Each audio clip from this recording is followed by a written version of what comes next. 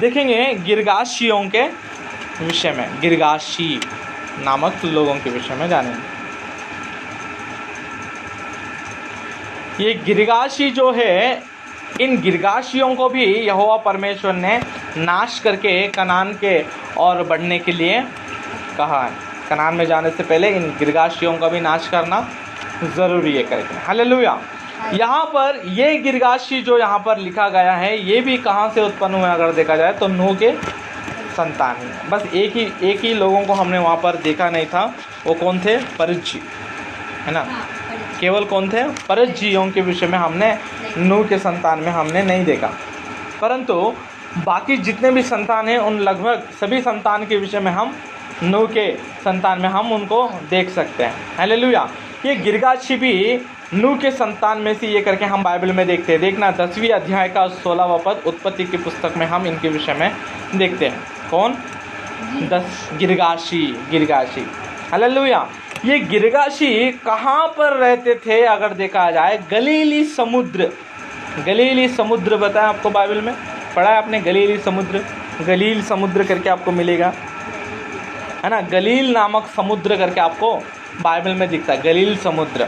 इस गलील समुद्र के किनारे पर या गलील समुद्र के बहुत ही करीब या किनारे पर इन प्रजाओं की निवास होता था करके हम बाइबल में देखते हैं। हालेलुया।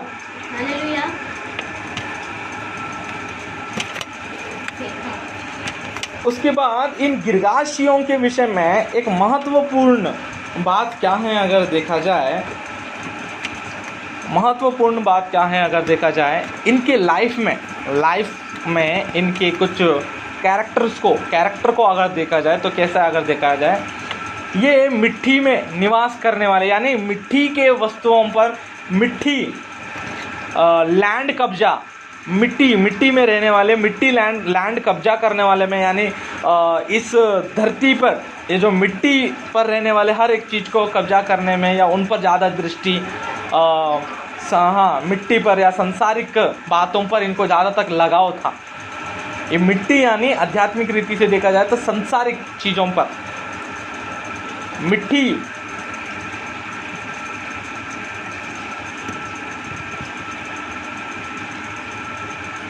इवन ये लैंड के अंदर भी रहते थे, मिट्टी के अंदर भी रहते थे, खोद कर कुछ लोग रहते हैं ना, अपने आदिवासियों को देखा होगा। हाँ, ऐसे रहने वालों में से भी एक है ये गिरगाशी करके हमको इतिहास बताता है।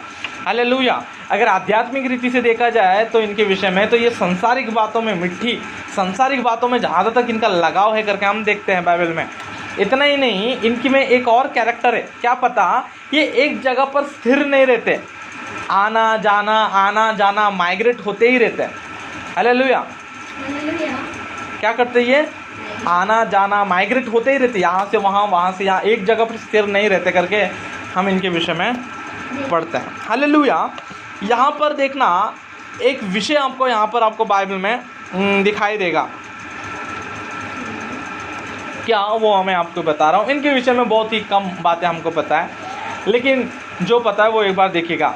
आपको बाइबल में लूका सुसमाचार में या मरकुस मत्ती में आप देखोगे तो आपको वहाँ पर यीशु मसीह गलीली समुद्र की इस पार से उस पार जब जाते हैं तो बीच में कई सारे मुसीबत रहती है ना, बड़ा तूफ़ान आता है। यीशु मसीह सोते रहते तो ये कहते हैं कि परमेश्वर तूफ़ान आ रहा है, परमेश्वर कहता है कि तुम डर गए, तुम्हारा मन स्थिर नहीं है, ऐसे कह के उसे तूफ़ान को जब चिल्लाते हैं तूफ़ान शांत हो जाता है। उसके बाद अगर देखा जाए तो वो गलीली से होकर जब वो दूसरे जगह पर वो चले जाते तो वहाँ पर किनारे में एक भूत पकड़ा हुआ ना, एक भूत से पीड़ित हुआ एक मनुष्य को भी वहाँ पर देखते हैं। हालेलुया। वहाँ पर जो परमेश्वर गलीली से होकर वो जो किनारे पर जाते हैं वो कौन सा प्रांत था अगर देखेंगे तो उसका नाम है गिरासीन।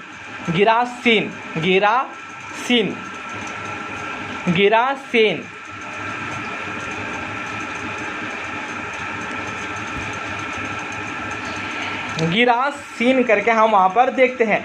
आपके बाइबल को खोलकर एक बार लूका सुसमाचार 8वां अध्याय का 26 से लेकर 39 वचन तक आप पढ़ोगे तो वहाँ पर आपको परमेश्वर का वचन ऐसा कहता है, फिर वे गिरासेनियों के देश में पहुंचे जो उस पार गलील के सामने है।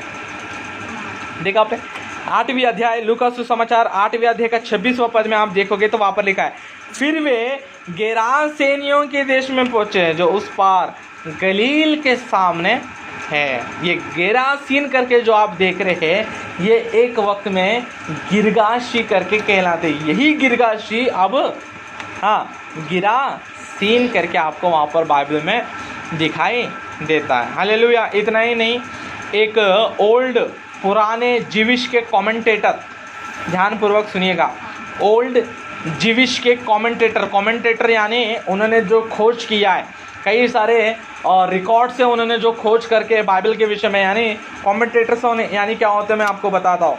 कमेंटेटर्स यानी बाइबल में एक लाइन है तो उनको जो समझ में आया है ये, यानी एक पद का अर्थ उनको जो समझ में आया है वो कमेंटेटर के रूप में नीचे लिखते हैं।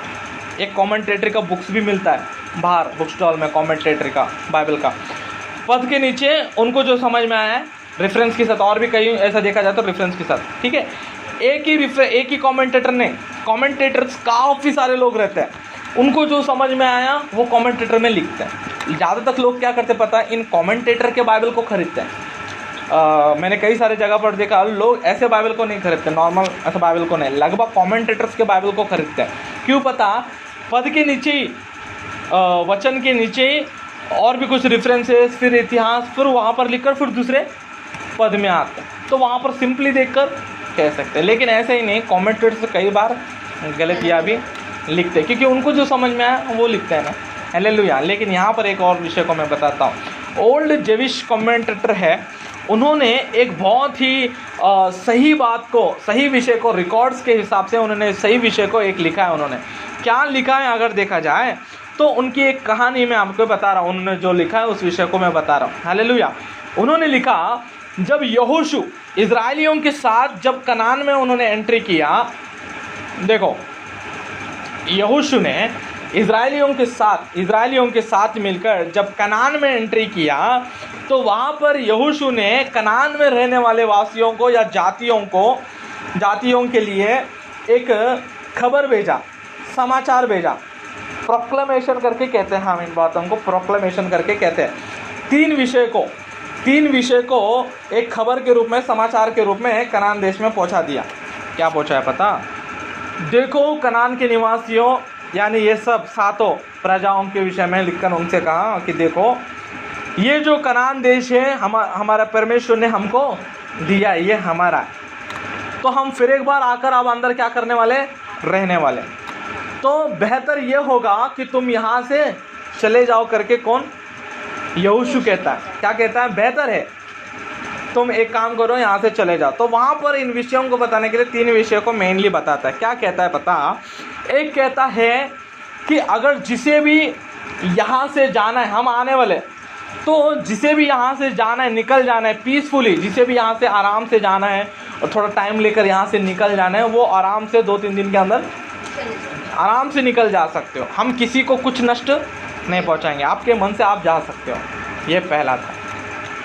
दूसरा क्या था अगर देखा जाए, अगर किसी को हमारे साथ आकर संधि बनाना हो, यानी वाचा बांधकर हमारे साथ शांतिपूर्वक हमारे बीच में हमारे साथ रहना चाहते हो, हमारे परमेश्वर की आराधना उपासना करके सच्चे खुदा को मन फिराकर आप हमारे साथ शांतिपूर्वक रहना चाहते हो, तो वो लोग भी they are also welcome, invited करके कहते। पहला क्या था, शांतिपूर्वक जिसे यहाँ से निकल जाना है आराम से जाओ, ठीक है, आराम से जाओ, भले 2-3 दिन लगे, सब सामान वामान लेकर, संपत्ति लेकर आराम से यहाँ से निकल के तुम कहीं पर भी चले जाओ, हमें नहीं पता। दूसरा क्या है, अगर आपको यहीं पर रहना है तो हमारे साथ वाचा बांधकर हमारे साथ फ्रेंडली रिलेशनशिप में शांतिपूर्वक आपको रहना है, हमारे परमेश्वर की उपासना आराधना करके, तो आप वैसा भी मन फिराकर हमारे साथ रह सकते हो, यू आर ऑल्सो वेलकम। नहीं तो तीसरा था, नहीं आपके बल को, आपके सामर्थ्य को आपको दिखाना है, आपको डायरेक्ट आकर हम पर युद्ध लड़ना है, तो दे आर ऑल्सो वेलकम। क्योंकि यहोशू और इजराइल की प्रजा को पता है, क्या पता है कि we are the winners of lord, हम परमेश्वर की तरफ से लड़ते हैं, परमेश्वर ही हमारा सहायक है करके दे नो, इसलिए इतने कॉन्फिडेंस में यहोशू कह रहा है।